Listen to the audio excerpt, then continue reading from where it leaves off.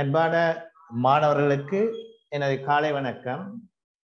முதலாவது இன்றைய வகுப்பில் 500 பார்ட்டிசிபேஷன் தான் இணைந்து கொள்ளலாம். ஏனைய மாணவர்கள், அன்பான மாணவர்கள், நீங்கள் இந்நேரம் யூடியூப் சேனலில் இந்த கபிலர் லேர்னிங் ஊடாக நீங்கள் இதனை இந்த வகுப்பில் நீங்கள் கலந்து கொள்ளலாம் என குறிப்பிட்டிருக்கிறேன். இன்று நாம் மிக முக்கியமான ஒரு பாட அலகு.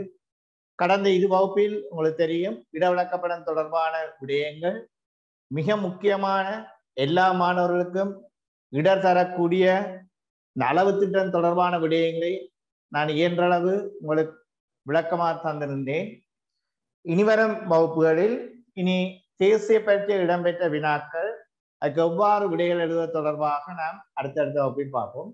இன்று புவியியல் பாடத்தில் இடவிலக்கப்படத்தை போன்று அதனுடன் தொடர்ந்து வருகின்ற 10 புள்ளிகளுக்கான உலகப்பட பயிற்சி.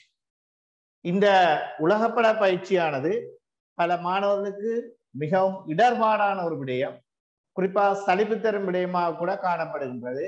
ஆனால் இந்த உலகப்பட பயிற்சி என்பது உங்களுக்கு ஒவ்வொரு புள்ளிகளும் உங்களுடைய பெறுவற்றை மாற்றி அமைக்கக்கூடிய தன்மையை கொண்டதாக இருக்கும். இந்த உலகப்பட பயிற்சி நான் இம்முறை வேறுபட்ட வகை உலக நாடுகள் தோறும் உங்களை படிப்படியாக அழைத்து செல்வேன். அந்த வகையில் அறிவியல் ரீதியாகவும் பரீட்சை ரீதியாகவும் நீங்கள் பல விடயங்களை அறிந்து கொள்ளலாம். இது ஒரு இன்ட்ரெஸ்டான பாடம், ஆர்வம் மிக்க ஒரு அழகு. ஆகவே இன்றிலிருந்து உலகப்பட பயிற்சியை ஆர்வத்துடன் கற்றீர்கள் என்றால் உலகின் பல விடயங்களை நீங்கள் அறிந்து கொள்ளலாம். அதுக்கு நான் உத்தரவாதம் தருகிறேன். ஆகவே இந்த உலகப்பட பயிற்சி தொடர்பான முக்கியமான சின்ன சின்ன விடயங்களின் ஊடாக எதிர்காலத்தில் வரக்கூடிய வினா எவ்வாறு இந்த பௌதீக பண்பாட்டு அம்சங்களை உலகப்படுத்தினால் குறிப்பது தொடர்பாக நாம் அறியலாம். இதுல பார்த்தீங்கன்னு சொன்னால், எமது தேசிய பரீட்சையில் எமக்கு தரப்படுகின்ற குறிப்பாக 2019ஆம் ஆண்டு புதிய பாடத்திட்டத்தின் பிரகாரம் எமக்கு அறிமுகப்படுத்தப்பட்ட புதிய உலகப்படம் இதுதான். இது நீங்கள் பார்த்தீங்க என்றால் உலக நாடுகள் முழுவதும் அரசியல் எல்லைகளாக பிரிக்கப்பட்டு ஒரு சில நதிகளுடன் தேசிய பரீட்சைக்கு நமக்கு தருவார்கள். ஆகவே மாணவர்கள் குறிப்பாக உலகின் எல்லா நாடுகள் பற்றியும் நாங்கள் அறிந்திருக்க வேண்டியது ஒரு கட்டாயமான, அறிவியல் ரீதியாகவும் பரீட்சைக்கு அப்பாற்பட்ட வகையிலும் உலக படம் தொடர்பான சில விடயங்களை நாம் அறிய வேண்டும். அடுத்து நீங்க பார்த்தீங்கன்னு சொன்னால் உங்களுக்கு மாதிரி உலக படம் ஒன்று காட்டப்பட்டிருக்கிறது. இந்த இதில் காட்டப்பட்டுள்ள உலக படத்தை அடிப்படையாக கொண்டுதான் நாம் இனி வினாக்களை செய்வோம். முதலாவது, இந்த உலக படத்துல நீங்க பார்த்தீங்கன்னு சொன்னால் புவியின் மேற்பரப்பில் 29 விதமான நிலமாக கண்டங்கள் காணப்படுகின்றது, 71 விதமாக நீர்ப்பரப்பு காணப்படுகின்றது. ஆனால் எதிர்காலத்தில் புதிய நிலங்கள் உருவாக்கான சந்தர்ப்பங்கள் இல்லை.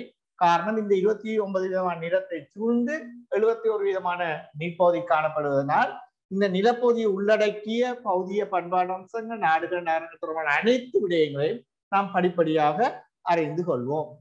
ரைட், முதலாவது உலகின் கண்டங்கள்.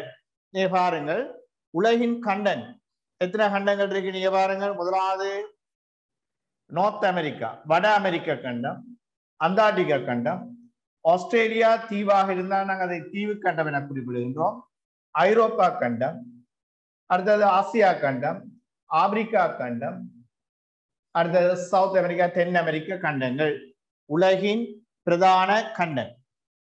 இந்த கண்டங்களை அடிப்படையாக கொண்டு அந்த கண்டங்கள் உள்ளடங்குகிற நாடுகள், நகரங்கள், அது தொடர்பான பௌதிய பண்பாட்டு அம்சங்களை நாம் படிப்படியாக அறிந்து கொள்வோம். உங்களுக்கு தெரியும், அண்டார்டிகா கண்டம் உலகில் இறுதியாக கண்டுபிடிக்கப்பட்ட கண்டம், பனிப்போர்வையான கண்டமாக சொல்லப்படுவது, உலகின் அனைத்து நாடுகளுக்கும் சொந்தமான கண்டம். ஐக்கிய நாடுகள் சபையின் உடன்படிக்கையின் பிரகாரம் உலகின் அனைத்து நாடுகளுக்கும் பொதுவான கண்டமாக அண்டார்டிகா கண்டம் குறிப்பிடப்படுகின்றது. அதனோடு இணைந்து அந்த அண்டார்டிகா கண்டத்தில் எந்த ஒரு நாடும் ஆராய்ச்சிகளில் ஈடுபட முடியாதவாறு ஐக்கிய நாடு சபை ஒரு சாசனம் தயாரித்தது. அதன் மூலம் அந்த கண்டத்தோட ஏனைய கண்டங்கள் படிப்படியான தன்மைகளின் மூலம் நாம் அறியக்கூடியதாக இருக்கு. இப்போ பாருங்கள், உலகின் பிரதான கண்டங்கள், இந்த அண்டார்டிகா கண்டம் தவிர்ந்த உலகின் ஏனைய கண்டங்கள், அதில் உள்ளடங்குகிற நாடுகளை நாம் எவ்வாறு வகைப்படுத்துகிறோம் என்று பார்ப்போம். முதலாவது பாருங்கள், முதலாவது கண்டம் ஐரோப்பா கண்டம். நீங்க இதுல பாத்தீங்கன்னா ஐரோப்பா கண்டம் எந்தெந்த நாடுகளை உள்ளடக்கி காணப்படுகின்றது? ஐரோப்பா கண்டம்.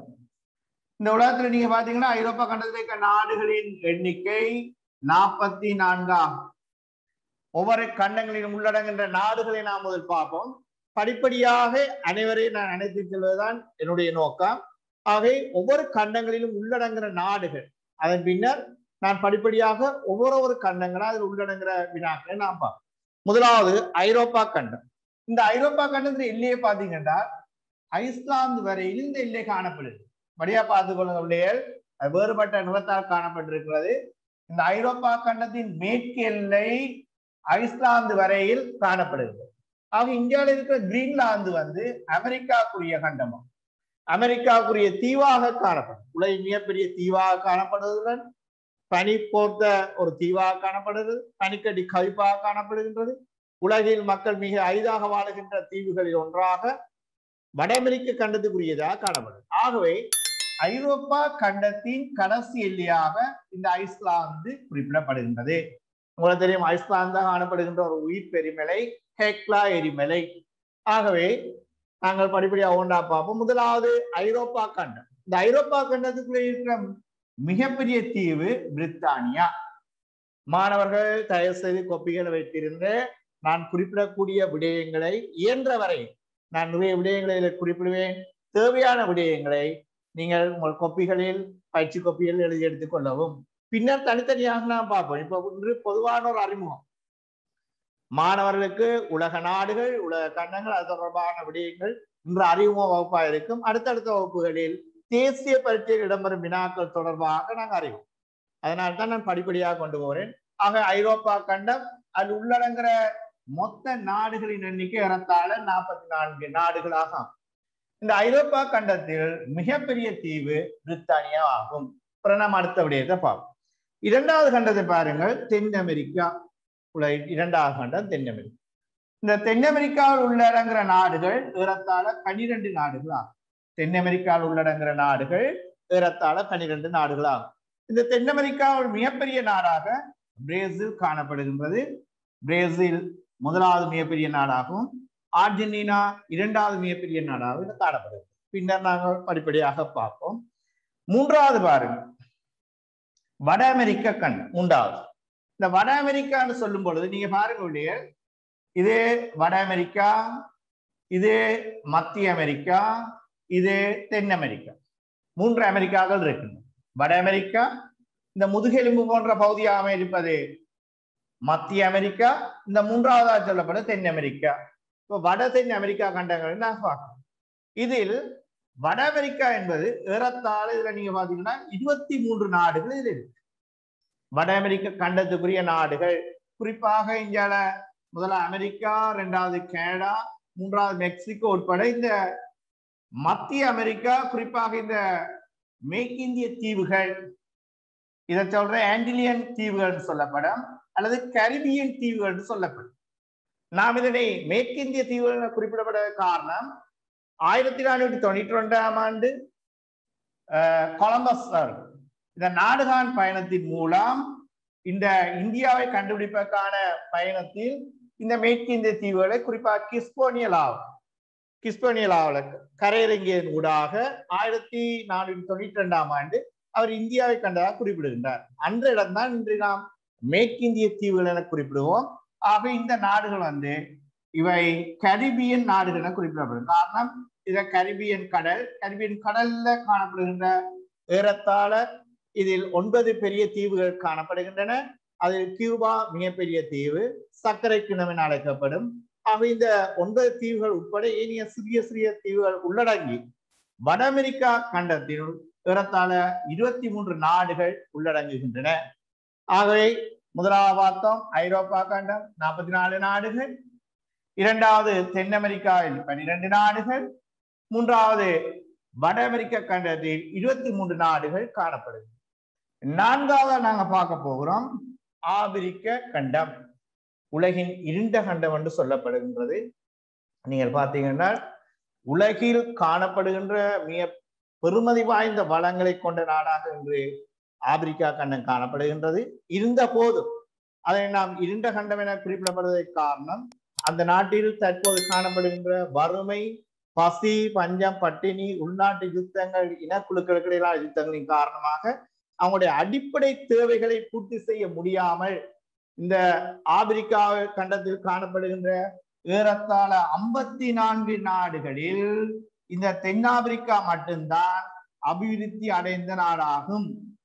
ஆக அதை இருண்ட கண்டம் என குறிப்பிடப்படுவதற்கு காரணம் என்னவென்று சொன்னால், இன்றும் ஏறத்தாழ அந்த 54 நாடுகள் உள்ளடக்கி உலகில் அதிக எண்ணிக்கையிலான நாடுகளை கொண்ட கண்டமாக காணப்பட்ட போதும் தென்னாப்பிரிக்காவை தவிர ஏனைய 53 நாடுகளும் மிக வறிய நாடுகளாக, குறைவிருத்தி நாடுகளாக, அபிவிருத்தி அடைந்து வரும் நாடுகளாக காணப்படுகின்றன.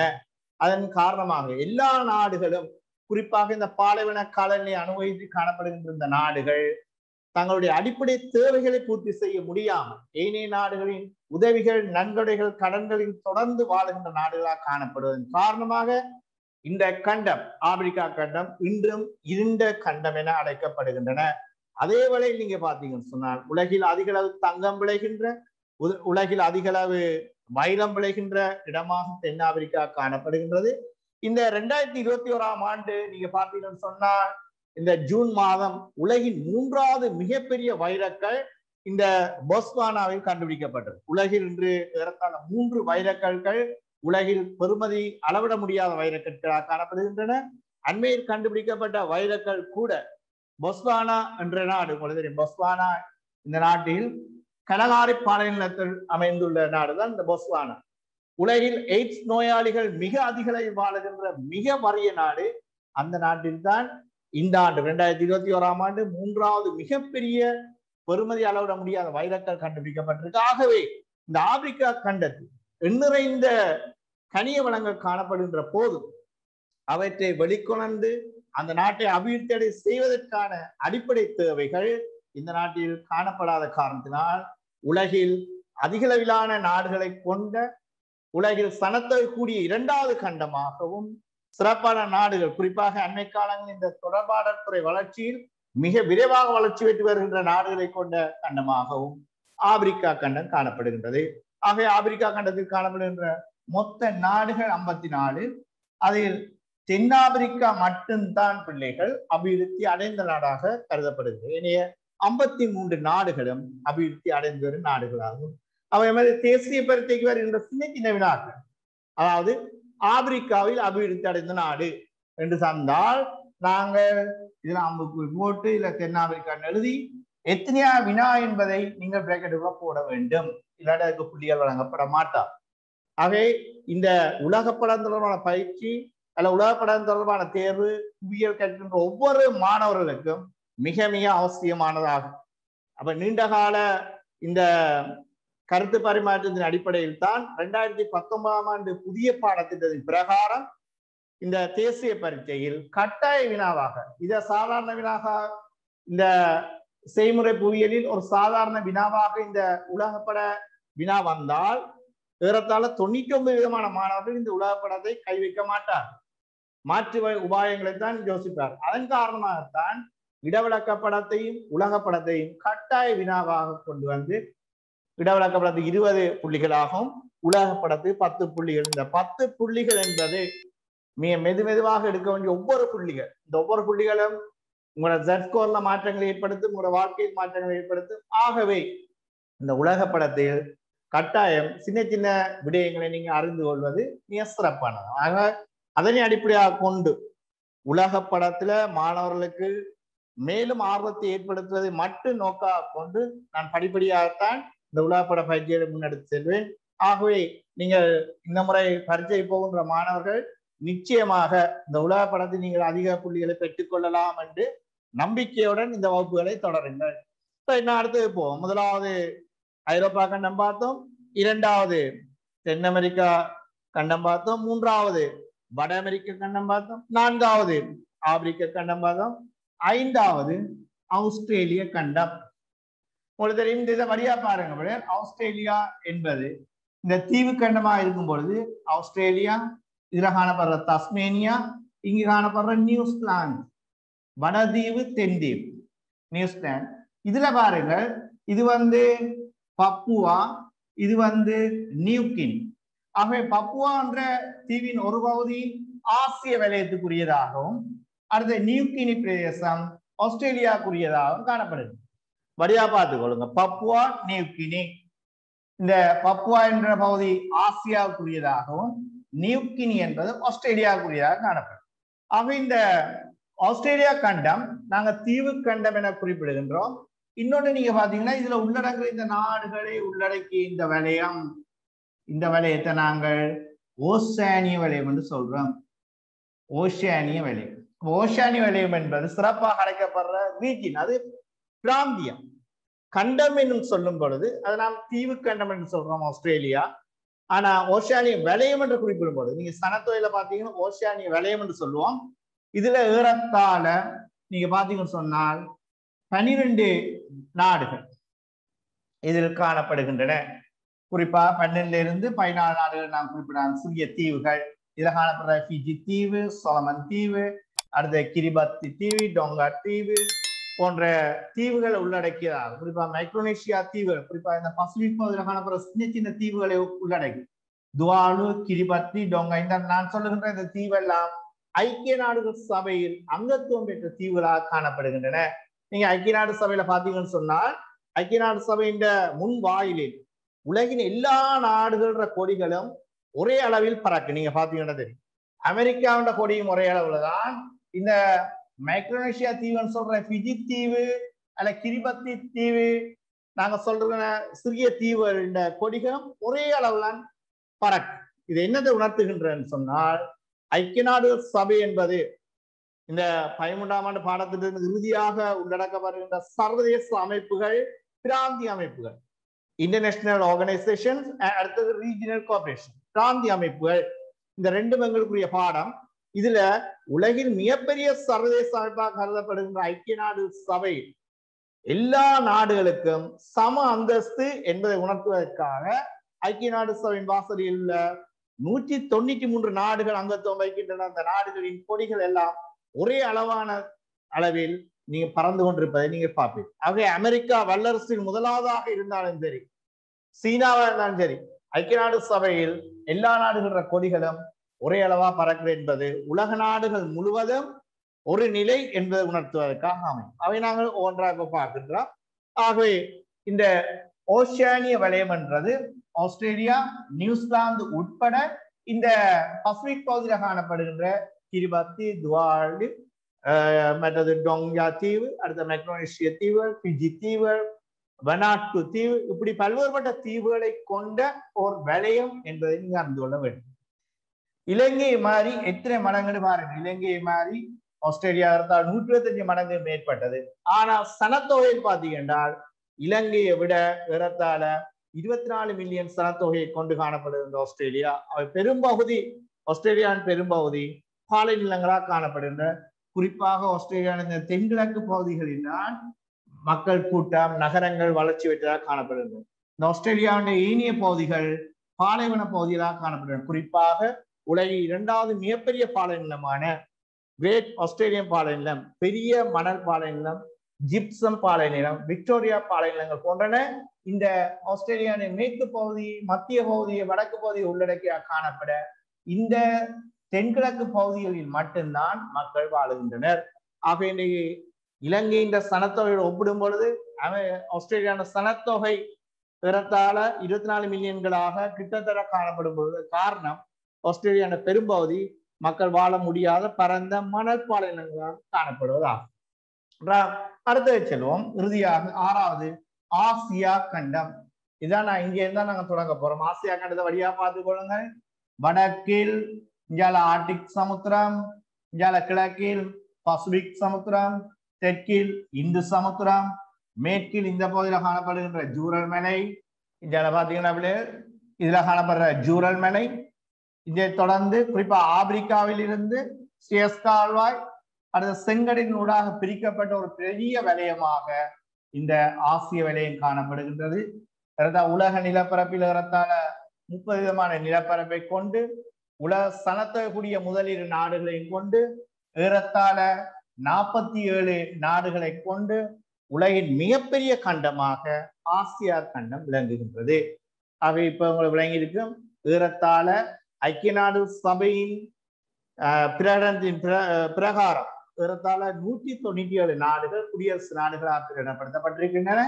இருந்தாலும் உலகின் மிகப்பெரிய நாடுகள் ஒன்றிணைக்கப்பட்ட இந்த FIBA சொல்லப்படுகிற உலக உதைபந்தாட்ட சம்மேளனத்தில் ஏறத்தாழ 206 நாடுகள் காணப்படுகின்றன. அவ்வாறு ஒலிம்பிக் இதிலையும் காணப்படுகின்றன. அடுத்ததாக ஐக்கிய நாடு சபையில் 193 நாடுகள் காணப்படுகின்றன. அவ்வாறு படிப்படியாக இந்த பிராந்திய அமைப்புகள், சர்வதேச அமைப்புகள், இந்த நாடுகள் எண்ணிக்கையை நாங்கள் அவதானிக்கும் பொழுது மிக சிறிய நாடுகளும் எதிர்காலத்தில் குடியரசு நாடுகளாக உள்ளடக்கப்படக்கூடிய வாய்ப்புகள் காணப்படுகின்றன. அவை ஐக்கிய நாடு சபையின்படி 197 நாடுகள் குடியரசு நாடுகளாக இனங்காணப்பட்டிருக்கின்றன. ஆகவே இந்த பிரதான கண்டங்களில் உள்ளடங்குகின்ற நாடுகளை அடிப்படையாக கொண்டு இனி நாம் அடுத்தடுத்த விடயங்களுக்கு போவோம். மிகவும் சுருக்கமாக சொல்றேன். ஐரோப்பா கண்டம் ஏறத்தாழ 44 நாடுகளை கொண்டு முற்று முழுதாக அபிவிருத்தி அடைந்த நாடுகள் என்ற ஒருங்கிணைப்பால் இந்த நாடுகள் காணப்படுகின்றன. இரண்டாவது தென் அமெரிக்க நாடு, குறிப்பாக இந்த நாடுகள் அபிவிருத்தி அடைந்து வருகிற நாடுகளாக காணப்படுகின்றன. அதே நேரம் பிரேசில், அர்ஜென்டினா போன்ற நாடுகள் அண்மை காலத்தில் புதிய கைத்தொழில் நாடுகளாக நிக் நாடுகளாக நிக் நாடுகள் சொல்லப்படுற நியூலி இண்டஸ்ட்ரியல் கண்ட்ரீஸ் சொல்ற புதிய கைத்தொழில் நாடுகளாக விரைவாக வளர்ச்சி அடைந்து வருகின்றது. தேசிய பரீட்சையில் பிரேசில் தொடர்பாக கூட ஒரு கேள்வி வந்திருந்தது. அதாவது உறங்கும் ராட்சசன் என்று அழைக்கப்படுகின்ற நாடு, ஸ்லீப்பிங் கெயின் சொல்ற உறங்கும் ராஜா, அதாவது மெதுவாகவும் விரைவாகவும் வளர்ச்சி அடைந்து வருகின்ற ஒரு நாடா பிரேசில் காணப்படுகின்றது. இன்று நீங்க பாத்தீங்கன்னு சொன்னால் தென் அமெரிக்காவில் சனத்தக்கூடிய நாடாகவும் அதிக அடர்த்தி கொண்ட நகரங்களை கொண்ட நாடாகவும் கோப்பி உற்பத்தியில இன்று வரை முதலிடம் வைக்கிற நாடாகவும் இந்த கரும்பு உற்பத்தியிலும் முதன்மையை வைக்கிற நாடாகவும் உலகில் அல்கஹாலில் வாகனம் ஓடுகின்ற முதலாவது நாடாகவும் இன்றைய கப்பல் கட்டும் கைத்தொழில், விமானம் கட்டும் கைத்தொழில் போன்ற அனைத்திலும் இந்த நாடுகள் முன்னணியாக இருக்கின்றது. அதே நேரம் 1992ஆம் ஆண்டு நடைபெற்ற உலகின் 2வது புவி உச்சி மாநாட்டில் இந்த பிரேசில் நாடு உலகத்துக்கு இன்னும் தெளிவாக கொண்டு வரப்பட்டது. குறிப்பாக ரியோ டி ஜெனிரோல நடைபெற்ற ஏறத்தாழ 178 நாடுகள் பங்கேற்ற உலகின் 2வது புவி உச்சி மாநாட்டின் மூலம் பிரேசில் தன்மைகள் உயர்த்தப்பட்டதாக காணப்படுகின்றது. கரையோர நகரங்கள், குறிப்பாக மெட்ரோபாலிட்டன் என்று சொல்லப்படுகின்ற பிரேசிலின் இந்த கரையோர நகரங்கள் படிப்படியாக துரித வளர்ச்சி பெற்றுக் கொண்டு வருகின்றன. அதன் காரணமாக ரியோ டி ஜெனிரோல இருந்து பிரேசிலியா தலைநகரம் உள்நாடு நோக்கி நகர்த்தப்பட்டது உங்களுக்கு தெரியும். 1911 வரை ரியோ டி ஜெனிரோ தலைநகராக இருந்து கரையோரத்தில் சனத்தொகை அதிகரிப்பின் காரணமாக புதிய தலைநகரமாக பிரேசிலியா தெரிவு செய்யப்பட்டு இன்று வளர்ச்சி பெற்று வருவதை நாம் காணலாம். ஆகவே ஒவ்வொரு கண்டங்களிலும் ஒவ்வொரு நாடுகளும் ஒவ்வொரு தீவுகளும் ஏதோ ஒரு வகையில் உலகின் முக்கியத்துவம் வாய்ந்ததாக காணப்படுகின்றன. இதனை அடிப்படையாக கொண்டுதான் அன்னை காலத்தில் இடம்பெற்ற சில விடயங்களை கொண்டு தேசிய பட்டியலமைப்பு வினாக்க முன் வருகின்றன. ஆகவே நாம் உலக நாடுகள் பற்றி நாளாந்தம் மாணவர்கள் மிக முக்கியமாக கவனத்தில் கொள்ள வேண்டும். இந்த உயர்தரத்தில் படிக்கின்ற மாணவர்கள் ஒவ்வொரு நாடும் ஆக குறைந்தது ஒரு 5 நாடுகள், அதன் தலைநகரங்கள் அல்லது கண்டங்களில் ஏதாவது 5 விடயங்களை ஒவ்வொரு நாளும் உங்களுக்கு விருப்பமோ விருப்பம் இல்லையோ நீங்கள் அறிந்து கொண்டு வருவதுதான் எதிர்காலத்தில் உங்களை பரீட்சைக்கு முன்னர் உங்களை முழுமையாக தயார்படுத்துவதற்கு வாய்ப்பாக அமையும். அதை நான் படிப்படியாக நான் கொண்டு வருவோம். ஆகவே இன்றில் இருந்தாது செய்து இந்த உலகப்படம் தொடர்பான சின்ன சின்ன இது ஒரு சுவாரஸ்யமான விடயம், இன்ட்ரெஸ்டான விடயம். ஆகவே ஆர்வமா நீங்கள் இதுக்குள் ஈடுபட வேண்டும் என்பதுதான் என்னுடைய தாழ்மையான வேண்டுகோள். இது தொடர்பான வினாக்களை நான் மெதுவாக கொண்டு ரைட். அடுத்தது நாம் பார்ப்போம் பிள்ளைகள். ரைட், இப்பொழுது நாம் உலக கண்டங்களை பார்த்து முதலாவது நான் ஆசிய கண்டத்துக்கு வரோம். ஆசிய கண்டம் என்பது மிக பரந்த, நீ பாருங்க எத்தனை வலயங்களாக பிரிக்கப்பட்டிருக்கு. இதுல பாருங்க 6 வலயங்களாக பிரிக்கப்பட்டிருக்கு. ஆசிய கண்டம் 6 வலயமாக பிரிக்கப்பட்டிருக்கு. முதலாவது பாருங்க நொர்தன் ஏசியா, முதலாவது வட ஆசிய நாடு, முதலாவது வட ஆசியா. இந்த வட ஆசியா என்பதற்குள் மிக பரந்தளவு கொண்டிருப்பது நீங்க பாத்தீங்கன்னா தெரியும் ரஷ்யா. உலகின் மிகப்பெரிய நிலப்பரப்பை கொண்ட நாடு ரஷ்யா. ஆனா சனத்தொகை அடர்த்தியை பாத்தீங்கன்னா 1 சதுர கிலோமீட்டருக்கு 9 பேர். உலகில் மிகப்பெரிய நாடாக இருப்பதுடன் சனத்தொகை அடர்த்தியில் மிக குறைவான 1 சதுர கிலோமீட்டர் 9 பேரை கொண்ட மிகப்பெரிய நாடாக காணப்படுகின்றது. அதாவது இந்த ஜூரல் மலையிலிருந்து கிழக்கு மேற்காக இந்த ரஷ்யா அமைந்திருக்கின்றது. உலகின் மிகப்பெரிய வல்லரசு நாடுகளில் ஒன்று. இந்த அமெரிக்காவை போன்று ரஷ்யாவும் கம்யூனிஸ்ட் சித்தாந்தத்திலிருந்து வளர்ச்சி பெற்ற நாடு. 91ஆம் ஆண்டு இந்த பெரஸ்ட்ரைக்கா கொள்கை தோல்வியடைந்ததன் காரணமாக ரஷ்யாவின் சமூடமை கோட்பாடு தோல்வியடைந்ததால் ரஷ்யா ஒரு சோசியலிச நாடாக அறிவிக்கப்படவில்லை. இதன் காரணமாக ரஷ்யாவின் கீழ் இருந்த இந்த நாடுகள், குறிப்பாக இந்த மத்திய ஆசிய நாடுகள், அவற்றிலிருந்து சுதந்திரம் பெற்று நீங்கள் பார்த்தீங்கன்னா தற்போது பொதுநலவாய அமைப்புகள் என்ற ஒரு நாடுகள் இருக்கு, உங்களுக்கு தெரியும். அதாவது பிரித்தானியாவோட காலனித்துவத்தின் கீழ் இருந்து அல்லது குடியேற்றவாதத்தின் கீழ் இருந்து விடுதலை பெற்ற நாடுகள் ஒன்றிணைந்து உருவாக்கிய ஒரு மிகப்பெரிய அமைப்பு பொதுநலவாய அமைப்பு, காமன்வெல்த். இந்த நாடுகள் 4 ஆண்டுக்கு ஒரு முறை விளையாட்டு போட்டிகள் நடத்துகின்றன. பல்வேறு விடயங்கள் உங்களுக்கு தெரியும். குறிப்பா ஆசிய நாடுகள் அனைத்தும் பிரித்தானியா தலைமையமாக கொண்டு அந்த நாடுகள் பல்வேறுபட்ட நன்மைகளை அனுபவித்து வருகின்றன. அவ்வாறு ரஷ்யாவிலிருந்து பிரிந்த இந்த மத்திய ஆசிய நாடுகள், குறிப்பாக கசகஸ்தான், உஸ்பெகிஸ்தான், தஜிகிஸ்தான், கிர்கிஸ்தான், கிஜிகிஸ்தான் போன்ற நாடுகள், ஏறத்தாழ 10 நாடுகள் அவற்றிலிருந்து சுதந்திரம் பெற்று புதிய பொதுநலவாய அமைப்பு ஒன்றை உருவாக்கி உள்ளார்கள். அதாவது ரஷ்யாவிலிருந்து பிரிஞ்ச நாடுகள் இவ்வாறான தன்மையை உருவாக்கி இருக்கிறார்கள். அந்த நாடுகள் தான் இந்த மத்திய ஆசிய நாடுகள். நாம ஒன்றையும் பார்க்கணும். அவை மாணவர்கள் தெளிவாக இந்த ஆசிய வலயத்தை எவ்வாறு சின்ன சின்ன வலயங்களாக ரீஜனா பிரித்து பின்பு நாம் கற்பது இலகுவாயிரு. அவை முதலாவது வட ஆசியா என்பதற்கு உள்ளடங்குகின்ற மிகப்பெரிய நாடாக ரஷ்யா உள்ளடங்குகின்றது. இரண்டாவது மத்திய ஆசியா, சென்ட்ரல் ஆசியா என்ற மத்திய ஆசிய நாடுகள், குறிப்பாக உங்களுக்கு தெரியும் கருங்கடல், இது காஸ்பியன் கடல், இந்த காஸ்பியன் கடல் அடுத்து ஏரல் கடல், இந்த காஸ்பியன் கடல் ஏரல் கடலில் சூழ்ந்து காணப்படுகின்ற நாடுகளை தான் நாம் மத்திய ஆசிய நாடுகள் சொல்லுவோம். உங்களுக்கு தெரியும் இந்த உலக விவசாய பாகுபாட்டில், அதாவது பின்தங்கிய பழங்குடியினர், குறிப்பாக கிர்கிஸ் இன மக்கள் வாழுகின்ற மிகப்பெரிய வலயமாக இந்த மத்திய ஆசிய வலயம் காணப்படுகின்றது. அடுத்தது நாம மூன்றாவது வெஸ்டர்ன் ஆசியா, மேற்காசிய வலயம். அடுத்த இந்த நாடுகளைத்தான் நாம் மத்திய கிழக்கு நாடுகள் என்று குறிப்பிடுகின்றோம். உண்மையில் இவை எமக்கு மத்திய கிழக்கு நாடுகள் அல்ல. குறிப்பாக இந்த ரஷ்யா, ஆசியா, அடுத்தது இந்தியால ஆப்பிரிக்கா, ஐரோப்பா போன்ற நாடுகளுக்கு மத்தியில் அமைந்திருப்பதால் இவை மத்திய கிழக்கு நாடுகள் அழைக்கப்படுகின்றன. ஆனால் இலங்கைக்கு இந்த நாடுகள் நாங்கள் தென்மேற்கு ஆசிய நாடுகள் என குறிப்பிட வேண்டும். இதை நாங்கள் தென்மேற்கு ஆசிய நாடுகள் என குறிப்பிடுகின்றோம். அதாவது மேற்காசிய நாடுகள் அல்லது தென்மேற்கு ஆசிய நாடு என குறிப்பிடுகின்றோம். பொதுவாக இத்தகைய நாடுகளை நாம் மத்திய கிழக்கு நாடுகள் என குறிப்பிடுகின்றோம். உங்களுக்கு தெரியும் பிள்ளைகள், இந்த அமெரிக்கா, அதாவது முதலாளித்துவ பொருளாதார சித்தாந்த கொள்கையை பின்பற்றுகின்ற அமெரிக்காவை பின்பற்றுகின்ற நாடுகள் முதலாம் மண்டல நாடுகள் எனவும், ரஷ்யாவின் சமூடமை அல்லது பொதுவுடைமை கம்யூனிஸ்டிய கோட்பாட்டை பின்பற்ற நாடுகள் 2ஆம் மண்டல நாடுகள் என்றும், இந்த 2 நாடுகளின் தன்மையிலிருந்து விடுபட்டு அல்லது 2 நாடுகளின் கொள்கையை பகுதியளவில் ஏற்றுக்கொண்ட ஏனைய நாடுகள் 3ஆம் மண்டல நாடுகள் என்றும், இந்த 3 இதுக்குள் உள்ளடங்காத தனி பொருளாதார வலயமாக இந்த வலயம் இனம் காணப்படுவதால் இந்த மத்திய கிழக்கு நாடுகள் 4ஆம் மண்டல நாடுகள் என குறிப்பிடப்படுகின்றன. காரணம், இந்த மத்திய கிழக்கு நாடுகளின் பொருளாதாரம் பெரும்பாலும் 99 நீங்க பாத்தீங்கன்னா பெட்ரோலியத்தை ஏற்றுமதி செய்வதிலேயே காணப்படுகின்றன.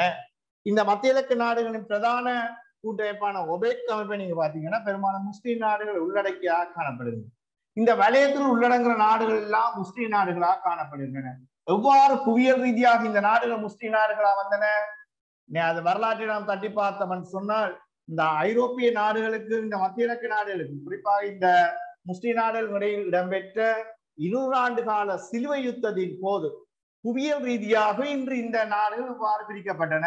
இந்தியாவில் இருக்க ஐரோப்பிய நாடுகளை நீங்க பாத்தீங்கன்னா ஒன்று கிறிஸ்தவ மதம் அல்லது புரொட்டஸ்டாந்து மதம் அல்லது கத்தோலிக்க மதத்தை கொண்ட நாடுகளாக காணப்படும். ஆனால் இந்த வலைய நாடுகள் இஸ்லாமிய மதத்தை மட்டும் கொண்டு பகுதியளவில் புவியியல் ரீதியாக இணைந்த நாடுகளாக தமக்கென வலுவான கோட்பாடை கொண்டு விரைவாக வளர்ச்சி பெற்று வருகின்ற நாடுகளாக இந்த நாடுகள் காணப்படுகின்றன. ஆகவே இவற்றை நாம் 4ஆம் மண்டல நாடுகள் என குறிப்பிடுகின்றோம். ஆகவே முதலாம் மண்டல நாடுகள் அமெரிக்காவின் முதலாளித்துவ கோட்பாட்டை பின்பற்றி வருகின்ற நாடுகள், 2ஆம் மண்டல நாடுகள் ரஷ்யாவின் சமூக கோட்பாட்டை பின்பற்றி வருகின்ற நாடுகள், 3ஆம் மண்டல நாடுகள் குறிப்பாக இந்த ஆப்பிரிக்கா, லத்தீன் அமெரிக்கா, ஆசியாவில் காணப்படுகின்ற கலப்பு பொருளாதார நாடுகள் இல்ல மூன்றாம் மண்டல நாடுகளாக காணப்படும். நான்காம் மண்டல நாடாக இந்த மத்திய கிழக்கு நாடுகள் காணப்படுகின்றன. இதனை நாம் ஒன்றாக பார்ப்போம். அடுத்தது பாருங்க, சவுத் ஏசியா, தென்னாசிய நாடுகள். இதுதான் நான் முதலாவதாக நான் உங்களுக்கு பயிற்சிக்காக எடுத்தது. தென்னாசிய வலய நாடுகள், குறிப்பாக தென்னாசிய வலய நாடுகள் பாத்தீங்கன்னு சொன்னால் இதை நாம் இந்திய உபகண்ட நாடுகள் சொல்றோம். ஆசியா ஒரு கண்டம், அதுக்குள் இந்தியா ஒரு சிறிய கண்டமாக காணப்படுவதால் இவற்றை இந்திய உபகண்ட நாடுகள் என நாம் குறிப்பிடுகின்றோம். ஏறத்தாழ 8 நாடுகளை கொண்ட தென்னாசிய வலய நாடுகள் அல்லது இந்திய உபகண்ட நாடுகள் இவையாக காணப்படுகின்றன. அடுத்ததாக நாம் பார்ப்போம் ஈஸ்டர்ன் ஏசியா, குறிப்பாக இது கிழக்காசிய நாடுகள். ஆரம்பத்தில் இவை தூர கிழக்காசிய நாடுகள் என அழைக்கப்பட்டன, இப்போது கிழக்காசிய நாடுகள் என குறிப்பிடப்படுகின்றன. அதுக்கு முக்கியமாக சீனா, அடுத்தது இந்த பாருங்கள் இவ்வளவு 4 தீவுகளை கொண்ட ஜப்பான், இந்தியால தாய்வான் போன்ற நாடுகளை உள்ளடக்கிய வலயம் நாங்கள் கிழக்காசிய வலய நாடுகள் குறிப்பிடுகின்றோம். அடுத்தது சவுத் ஈஸ்ட் ஏசியா, தென்கிழக்காசிய வலயம். இதுல பாருங்க பப்புவா, இந்த நியூகினி, ஆஸ்திரேலியா வரும் இந்த வலய நாடுகள். இவ்வளத்தை நாம் குறிப்பாக தென்கிழக்காசிய நாடு என குறிப்பிடுவோம். ஆகவே ஆசியாவை நாங்கள் பல வலயங்களாக பிரித்து இனி இது ஒவ்வொரு வலயத்திலையும் உள்ளடங்குகின்ற சிறப்பு தன்மைகளை நாம் படிப்படியாக அறியலாம். அப்ப பாருங்க, ஆசிய வலயம் உலகின் பிரதான கண்டங்கள், ஒவ்வொரு கண்டத்திலையும் உள்ளடங்குகிற நாடுகள். அதுல முதலாவது நான் தெரிவு செய்ய கண்ட கண்டம் ஆசிய கண்டம். ஆசிய கண்ட நாடுகளை வலய ரீதியா நாங்க எப்படி வகைப்படுத்துறோம்? இப்ப நாங்க சனத்தொகையில பாத்தீங்கன்னா உலக சனத்தொகைக்குரிய முதலாவது வலயம் கிழக்காசிய வலயம், உலக சனத்தொகைக்குரிய 2வது வலயம் தென்னாசிய வலயம் அல்ல இந்திய உபகண்ட நாடுகள் அல்ல தெற்காசிய வலயம், 3வது சனத்தொகைக்குரிய வலயமாக தென்கிழக்காசிய வலயம் நாங்க பார்க்கிறோம். ஆகவே மாணவர்களுக்கு எந்தெந்த நாடுகள் எந்தெந்த வலயத்துக்குள் உள்ளடங்குகின்றன என்பதை பற்றி அறிதல் மிக மிக அவசியமாகும். ஆகவே இதை நீங்க அறிந்திருப்பேன் நினைக்கின்றேன். இனி நாம் படிப்படியாக அடுத்த விடயங்களை நான் பார்ப்போம். ரைட், இதுக்குள்ள உள்ளடங்குற நாடுகள். மாணவர்கள் இந்த நாடுகள் தேவையான நீங்க ஸ்கிரீன்ஷாட் எடுத்து வச்சுக் கொள்ளலாம். இப்ப முதல் நாங்கள் பார்த்தது, முதல் நான் வலய ரீதியாக குறிப்பிட்டேன். 2வது இந்த வலயத்தில் உள்ளடங்குற நாடுகளை பற்றி நாம் பாருங்க. முதலாவது ரஷ்யாவை நாங்கள் ஐரோப்பாவுக்குள்ளே உள்ளடக்குவோம், ஆசியாவுக்குள்ளே உள்ளடக்குவோம். ஆக வட ஆசியா வலய ரீதியா பார்க்க அப்படி பார்க்கிறோம் நாங்கள்.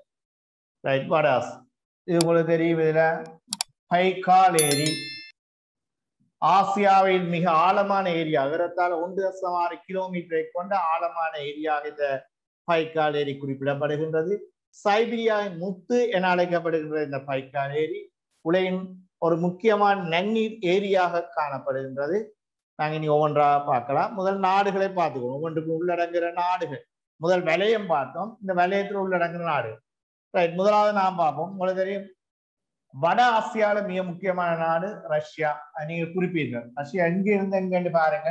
நாங்க தேசிய பரீட்சையில் நான் சொல்லுவோம் உங்களுக்கு, தேசிய பரீட்சை ரஷ்யா குறிக்க சொல்லி தந்தால் நீங்கள் இந்த ஜூரல் மலையிலிருந்து இந்த பகுதியை உள்ளடக்கி ஒரு நிறத்தை தீட்டி நீங்க அதை குறிப்பிடுவீர்களா இருந்தால் உங்களுக்கு கூடிய புள்ளிகள் கிடைக்கும் பிள்ளைகள். அப்ப நாங்க கூடுதலாக இந்த தேசப்படம் இந்த உலாப்படங்கள் குறிக்கும் பொழுது நீங்க நீட்டாக செய்ய வேண்டும். சுத்தமாக வடிவா செய்யும் பொழுது சின்ன சின்ன வழுக்கள் அதுக்குள்ள தெரியாது. ஆகவே அந்த இதை உங்களோட பேப்பரை திருத்துறவர் அதை பார்த்து உங்களுக்கு புள்ளிகளை போடக்கூடிய வாய்ப்புகள் காணப்படும். ஆகவே நீங்கள் ரஷ்யான்னு எழுதலாம், வடியா நுழந்துட்டி அம்புக்குறி போட்டு அல்லது நடுவுக்குள்ள வடியா ரஷ்யான்னு எழுதுங்கள். அவை மிக கவனமாக ஒன்றையும் குறிப்போனும். அடுத்தது பாருங்கள், மொங்கோலியா கிழக்காசியாவில் உள்ளடங்குற நிலத்தால் சூழப்பட்ட நாடு, லேண்ட் லொக்கேட்டட்னு சொல்ற நிலத்தால் சூழப்பட்ட நாடுதான் இந்த மொங்கோலியா. இந்த மொங்கோலியாண்ட தென்பகுதியில காணப்படுகிற ஒரு முக்கியமான பாலை நிலம் தான் கோபி பாலை நிலம். ஆசியாவின் மிகப்பெரிய பாலை நிலங்களில் கோபி பாலை நிலம் முதலாவது இடத்தை பெறுகின்றது. அதே நேரம் கேப்பனின் காலநிலை பாகுபாட்டின்படி இந்த ஆசியாண்ட குளிர் பாலை நிலமாக இந்த கோபி பாலை நிலம் காணப்படுகிறது. இந்த கோபி பாலைவனத்தின் காரணமாகத்தான் அண்மை காலத்தில் நீங்க பாத்தீங்கன்னு சொன்னால் சீனாவில் உங்களுக்கு தெரியும் வளி மாசடைவில் இன்றைக்கு முக்கியமாக காணப்படுகின்ற உலகில் 2019-20 பாத்தீங்கன்னா உலகில் வளி மாசடைந்த பிரதான நகரங்கள் ஒன்று பீஜிங், 2வது புதுடெல்லி. இந்த பீஜிங் நகரம் மாசடைக்கு மிக பிரதான காரணம். இந்த மங்கோலியாவின் தெற்கு பகுதியில் காணப்படுகின்ற இந்த கோபி பாலைவனத்தில் இருந்து இந்த லோஸ்ட் சொல்லப்படுகின்ற அந்த நுண் துணிக்கைகள் காற்றினால அடித்து செல்லப்பட்டு இந்த சீனாவுடைய இந்த நகர பகுதிகளில் குவிக்கப்படுவதன் காரணமாக அன்னை காலத்தில் சிவப்பு எச்சரிக்கை விடப்பட்டது உங்களுக்கு தெரியும். பல வாரங்களாக பாடசாலைகள் பல்கலைக்கழகங்கள் பூட்டப்பட்டு மக்கள் வீட்டுக்குள்ளே இருக்க வேண்டிய ஒரு நிலை ஏற்பட்டது. இந்த கொரோனா அச்சுறுத்தலுக்கு முற்பட்ட காலத்தில் சீனாவில் ஏற்பட்ட ஒரு இயற்கை அனர்த்தமாக கருதப்படுகின்றது. ஆகவே இந்த இடங்களை நீங்க அறிந்து வைத்துக் கொள்ளணும் பிள்ளைகள். கோபி பாலைநிலம் ஆசியாவின் மிகப்பெரிய பாலைநிலம், அதே நேரம் அது குளிர் பாலைநிலமாக குறிப்பிடப்படுகின்றது. அடுத்து சீனா உங்களுக்கு தெரியும். எந்த பகுதிகள் உள்ளடக்கி காணப்படுகின்ற சீனா உங்களுக்கு அரசியல் எல்லைகளை பிரித்து தரப்படுகின்ற உலாப்படம் என்பதால் உங்களுக்கு நாடுகளை இலகுவா இனம் காணக்கூடியாரு. ஆக இது இந்த சீனா என்று குறிப்பிட வேண்டி வந்தால் இதுக்கு நுழைந்துட்டு நீங்கள் எழுதும் பொழுது உங்களுக்கு அது உரிய புள்ளிகள் கிடைக்கும். அதில் இந்தியால பாருங்கள், நார்த் கொரியா, வடகொரியா, அடுத்து தென்கொரியா. வடகொரியாவின் தலைநகரம் புயங்யாங் என்று சொல்லப்படும் வடகொரியா, புயங்யாங். தென்கொரியாவின் தலைநகரம் சோல், சியோல் என்று எழுதுவோம் நாங்கள், சியோல். இந்த ரெண்டு கொரியாவும் 1955ஆம் ஆண்டு ஏற்பட்ட யுத்தத்தின் காரணமாக, உள்நாட்டு யுத்தத்தின் காரணமாக கொரியா ரெண்டாக பிரிக்கப்படும், ஒரு வடகொரியா, தென்கொரியா. இன்றைக்கு நீங்க பாத்தீங்கன்னு சொன்னால் 2021ஆம் ஆண்டு குறிப்பாக ஆசியாவின் புதிய கைத்தொழில் நாடாக அதிக தலா வருமானம் கொண்ட நாடுகளில் ஒன்றாக இந்த தென்கொரியா காணப்படுகின்றது. அதே நேரம் வடகொரியா இந்த யுரேனியம் செறிவூட்டல் போன்ற நடவடிக்கைகள் அதிகம் காணப்படுவதன் காரணமாக இன்று வரை ஒரு வறிய நாடாக காணப்படும். இன்னொரு விடயம், இந்த தென்கொரியா இலங்கையை நாம் ஒப்பிட்டு பார்க்கும் பொழுது 1952ஆம் ஆண்டு தென்கொரியாவோட தலா வருமானம் $152. 1952ஆம் ஆண்டு இலங்கையின் தலா வருமானம் $152. இன்று நாம் பார்த்தோம்னா 2021ஆம் ஆண்டு ஏறத்தாழ 15,000 மேற்பட்ட அமெரிக்க டாலர்களை கொண்டு தென்கொரியா ஒரு புதிய கைத்தொழில் நாடுகளாக காணப்பட இலங்கை ஏறத்தாழ $3,972 காணப்படுகிறது. இந்த மாற்றத்தை பாருங்க, பொருளாதார சீர்திருத்தம். ஒரு காலகட்டத்தில் இலங்கையும் தென்கொரியாவும் ஒரே நிலையில் இருந்த நாடு. இன்று 2021ஆம் ஆண்டு பார்த்தோம்னா இலங்கையின் தாராளமான ஏறத்தாழ $4,000 காணப்பட தென்கொரியாவோட தலாரமான ஏறத்தாழ $15,000 மேலாக காணப்படுகின்றது. ஆக இந்த ஆசிய வலயத்தின் மிக முக்கியமான ஒன்று உங்களுக்கு தெரியும், முதலாவது அபிவிருத்தி அடைந்த நாடாக இந்த ஆசிய ஜப்பான் காணப்படும். மாணவர் பார்த்துக்கொள்ளணும், இந்த தீவு உள்ளடக்கப்பட மாட்டாது. சாகலின் தீவு இன்றைக்கு சீனாவுக்கும் ஜப்பானுக்கும் இடையிலான ஒரு பெரும் போட்டிக்குரிய தீவாக காணப்படுகின்றது. அவை ஜப்பான் உங்களுக்கு தெரியும், வடக்குல இதுல ஹொக்கைடோ தீவு, இரண்டாவது ஹான்சு, மூன்றாவது சிக்காகு, நாலாவது கியூசு. வடக்குல ஹொக்கைடோ, இரண்டாவது கொன்சு, மூன்றாவது சிக்காகு. சிக்காகோ அல்ல, சிக்காகோ அமெரிக்காவில் இருக்கிற ஒரு மாநிலம், இது சிக்காகு. நான்காவது கியூசு. வடக்கிலிருந்து தெற்காக 4 பிரதான தீவுகளை கொண்டு ஏறத்தாழ 1652 சிறிய தீவுகளை கொண்ட ஒரு அபிவிருத்தி அடைந்த நாடாக ஜப்பான் விளங்குகின்றது. அதை நாங்கள் படிப்படியாக பார்ப்போம். ஆக இந்த ஜப்பான் முதலீடு தொழில்நுட்பம் என்பதை பயன்படுத்தித்தான் ஆசியாவின் முதலாவதாக தோற்றப்பட்ட 4 நிக் நாடுகள் சொல்லப்படுற புதிய கைத்தொழில் நாடுகள் இந்த ஜப்பான் முதலீட்டு பாய்ச்சலின் மூலம், ஜப்பான் வளப்பாய்ச்சலின் மூலம், ஜப்பான் மனித வளப்பாய்ச்சலின் மூலம், ஜப்பான் வழிநடத்தலின் மூலம் உலகில் இந்த ஜப்பானை அண்மித்து காணப்படுகின்ற 4 நாடுகள் ஆசியாவின் 4 வேங்கைகள், 4 டிராகன்கள், 4 புலிகள் என்று பலவாறாக சொல்லப்படுகின்ற 4 நாடுகள் ஆசியாவில் தோற்றம் பெற்ற முதலாவது நிக் நாடுகளாகும். எமது தேசிய பற்றிய மாண்ட புயல் இந்த கேள்வி பல தடவைகள் வந்திருக்கின்றன, எதிர்காலத்தில் கூட வரலாம். முதலாவது தோற்றம் பெற்ற 4 நாடுகள் நிக் நாடுகள், புதிய கைத்தொழில் நாடுகள். முதலாவது இந்த 4 நாடுகள் ஒன்று தென்கொரியா, அடுத்தது உங்களுக்கு தெரியும் தாய்வான், அடுத்தது தென்கிழக்காசியா நாங்கள் பார்ப்போம் சிங்கப்பூர், அடுத்தது இதுல காணப்படுற ஹாங்காங். சீனாவோட ஒரு முக்கியமான 100% எழுத்தறிவு கொண்ட ஒரு நகரமாக காணும். இந்த 4 இடங்களில் தான் ஆசியாவின் 4 வேங்கைகள் என குறிப்பிடப்படுது. இந்த ஹாங்காங் குறிப்பாக தென்கொரியா, தாய்வான், சிங்கப்பூர், காங்கோ இந்த 4 நாடுகளும் தான் 1990 காலப்பகுதியில் உலகின் 4 வேங்கைகள், 4 டிராகன்கள், டிராகன் என்பது ஒரு கற்பனையான மிருகம், 4 டிராகன்கள், 4 புலிகள் என்று சொல்லப்பட்ட அடைமொழியாக குறிப்பிட்ட 4 நாடுகள் இந்த அபிவிருத்தி அடைந்த நாட்டை அடிப்படையாக கொண்டு வளர்ச்சி பெற்ற நாடுகளாக அவை எமக்கு வர வேண்டிய கேள்வியில் இதுக்குள்ளதான் படிப்படியாக வழங்குவோம். ஆனால் இப்போது நீங்க பாத்தீங்கன்னு சொன்னால் ஆசியா அடுத்தது லத்தீன் அமெரிக்க நாடுகளில் பல புதிய கைத்தொழில் நாடுகள் தோற்றம் பெற்று விட்டன. அதுல இந்தியாவில் தென்கிழக்கு ஆசியாவில் தாய்லாந்து, மலேசியா, அங்கால பிலிப்பைன்ஸ் போன்ற நாடுகளும் புதிய கைத்தொழில் நாடுகளாக வளர்ச்சி பெற்று வருகின்றன. ஆகிய பிள்ளைகள் இன்றைக்கு இத்துடன் நான் இந்த வகுப்புகளை நிறைவு செய்கின்றேன். அடுத்தடுத்த வகுப்புகளில் படிப்படியாக சின்ன சின்ன விடயங்களின் ஊடாக உங்களை முழுமையாக இந்த உலகம் முழுவதும் நான் சுற்றி கொண்டு வருவேன். நீங்கள் அதிக புள்ளிகளை பெற்றுக்கொள்ளான நம்பிக்கையுடன் உங்களோட கல்வியை தொடருங்க. நன்றி, வணக்கம்.